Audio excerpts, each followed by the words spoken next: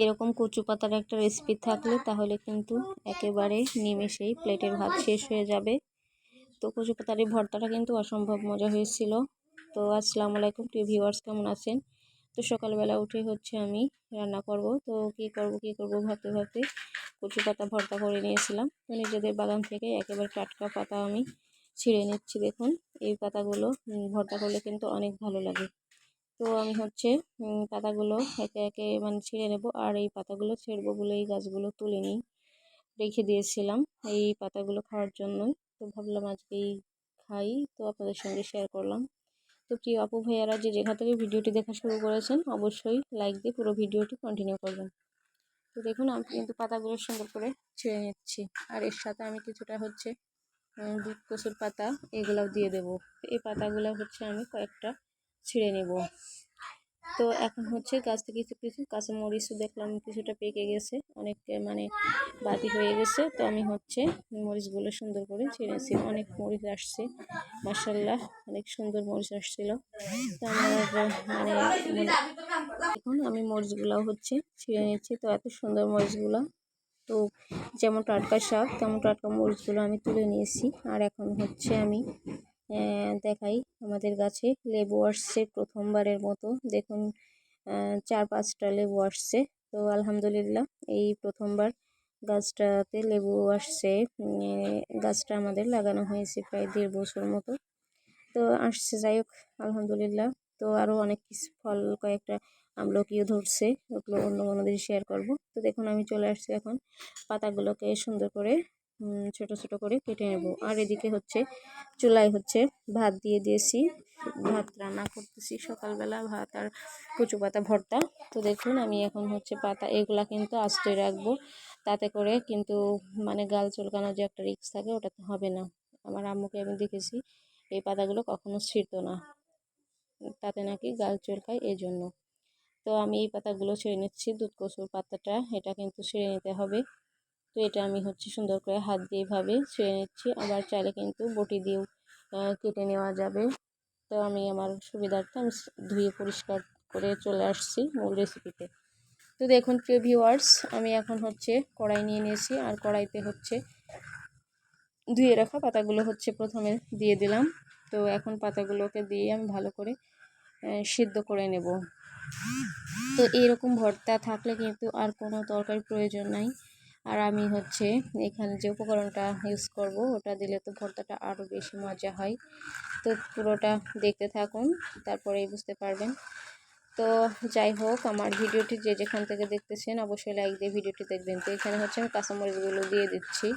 আর এই যে চিংড়ি মাছগুলো একেবারে ছোট ছোট চিংড়ি ফ্রিজে ছিল, তো ওগুলো আমি হচ্ছে বের করে নিচ্ছি। এখন এটা থেকে এরকম করে একটু একটু করে ছাড়িয়ে নিচ্ছি, মানে অনেক দেরি হয়ে যাচ্ছিলো, আবার রান্নাটা খুব তাড়াতাড়ি করতে হবে এই জন্য।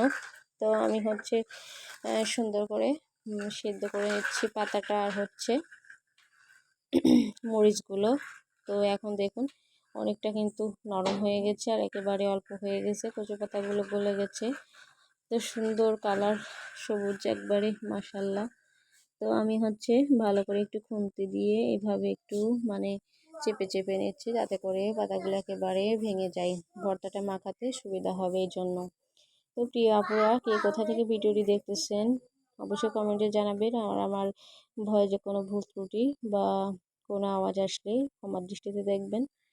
তো দেখুন হচ্ছে এখন আমি সুন্দর করে ভর্তাটা আমি হচ্ছে এখানে 1 টুকরা লেবু দিয়ে দিচ্ছি, এটাতে সুন্দর একটা ফ্লেভার আসবে। আর যদি কখনো গাল চুলকায়, আসলে আমার একটা সমস্যা আছে, আমি যে কোনো কচু পাতা বা কচু শাক যাই বলেন খাইলে একটু হালকা গালটা ধরবেই, অন্য কারোর ধরে না, সেম রেসিপিতে আমার ধরে। তো আমি আমার সুবিধার্থে একটু লেবু দিয়ে দিচ্ছি, লেবুর রস দিয়ে দিয়েছি, এটাতে সুন্দর একটা ফ্লেভার আসে, আবার হচ্ছে এটা মানে একটু হেল্পও হবে। তো দেখুন একেবারে পারফেক্ট সিদ্ধ হয়ে গেছে। আর এখন হচ্ছে আমি ভর্তাটাকে নামিয়ে পাতাগুলোকে নামিয়ে নেব। আর হচ্ছে এখন দিয়ে দিচ্ছি কড়াইতে হচ্ছে তেল। তো এখানে কিন্তু অল্প তেল দিচ্ছি, কারণ পরে তো সরিষার তেল ইউজ করবো এই জন্য। তো তেলটা দিয়ে তারপরে হচ্ছে আমি বেশি করে পেঁয়াজ কুচি দিয়ে দিচ্ছি, কারণ ভর্তাতে একটু বেশি করে পেঁয়াজ দিলে কিন্তু খেতে খুব ভালো লাগে। তো বেশি করে পেঁয়াজ কুচি আর রসুন দিয়ে দিয়েছি, আমি আস্ত রসুনের কোয়াগুলো দিয়ে দিয়েছি। এখন এগুলো একটু ভেজে নিচ্ছি। তো আমরা কিন্তু বিভিন্ন রকম প্রসেসে ভর্তা করে থাকি, তো এক একজন এক এক রকম প্রসেস দেখাই, আসলে সবারটাই সুন্দর হয়। তো আমিও আমারটা আপনাদের সঙ্গে শেয়ার করলাম, অবশ্যই জানাবেন কেমন হয়েছিল। আর দেখুন এখানে আমি 2টা শুকনো মরিচও দিয়ে দিয়েছি ফ্লেভারের জন্য, সুন্দর একটা ফ্লেভার আসবে এই জন্য। তো আমি এখন হচ্ছে এটাকে ভেজে নিচ্ছি ভালো করে। আর এর মধ্যে দিয়ে দেব সেই যে চিংড়ি মাছগুলো আমি পরিষ্কার করে নিয়েছিলাম সেগুলো। আসলে আমি আরও বেশি চিংড়ি দিতে এসেছিলাম, কিন্তু ওটা হচ্ছে মানে ফ্রিজের থেকে এখনও বরফটা ছাড়ে নাই, তো হাতে এত সময় ছিল না, এই জন্য হচ্ছে অল্প দিয়েই করে নিলাম। আপনারা চাইলে আরও বেশিও দিতে পারবেন। এখানে জাস্ট 1 চিমটি পরিমাণে হলুদ দিয়ে দিলাম, মানে চিংড়ি মাছের একটা কালার আসার জন্য, তাতে সুন্দর একটা কালার আসবে ভর্তার মধ্যে, দেখতে খুব ভালো লাগবে। তো আমার ভাজাভুজো কিন্তু কমপ্লিট, আর এখন চলে আসছে আমি ভর্তাটা মাখিয়ে নেওয়ার জন্য। তো প্রথমে আমি শাকটা প্লেটে উঠিয়ে নিচ্ছি, আর এখন হচ্ছে আমি যে মশলাগুলো ভেজে নিয়েছিলাম, শুকনো মরিচ, পেঁয়াজ আর রসুনের কোয়া, ওগুলাও দিয়ে দিলাম। আর চিংড়ি মাছ একেবারে ভাজা ভাজা হয়ে গেছে।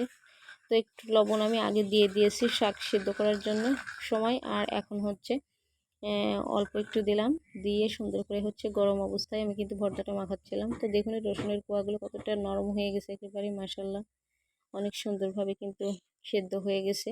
আর এখন শুধু আমি ভর্তাটা মাখিয়ে নিচ্ছি। আর এখন এই পর্যায়ে হচ্ছে আমি সরিষার তেল দিয়ে দিচ্ছি, আর সরিষার তেলটা দিয়ে আমি হচ্ছে পাতাগুলো সুন্দর করে মেখে নিব হাত দিয়ে। তো দেখুন 2টার কালার মিলিয়ে কতটা সুন্দর একটা কালার আসছে মাশাল্লাহ। এই ভর্তাটা কিন্তু খেতে অসম্ভব মজার হয়। তো আপনারা তো জানেন, অনেকেই করছেন, আবার অনেকেই হয়তো করেননি। তো তাদেরকে বলবো এরকম প্রসেসে একটু মানে একবার হলেও ভর্তাটা করে খেয়ে দেখবেন, খুবই মজা হয় খেতে। তো আমি আরও কিছুটা তেল দিয়ে দিলাম, ভর্তা মানে সরিষার তেল ঝাঁঝ, তো এটা না থাকলে কিন্তু ভালো লাগবে না।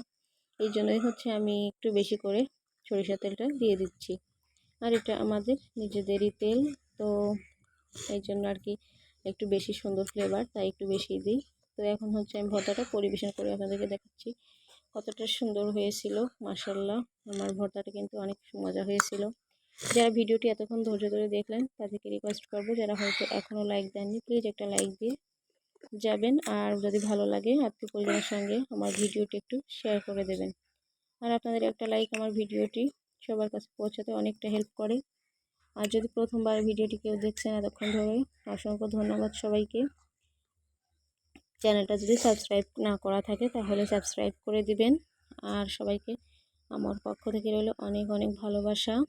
তো দেখা হবে অন্য কোনো ভিডিওতে। আজ এই পর্যন্ত, সবাই ভালো থাকবেন। আসসালামু আলাইকুম, আল্লাহ হাফেজ।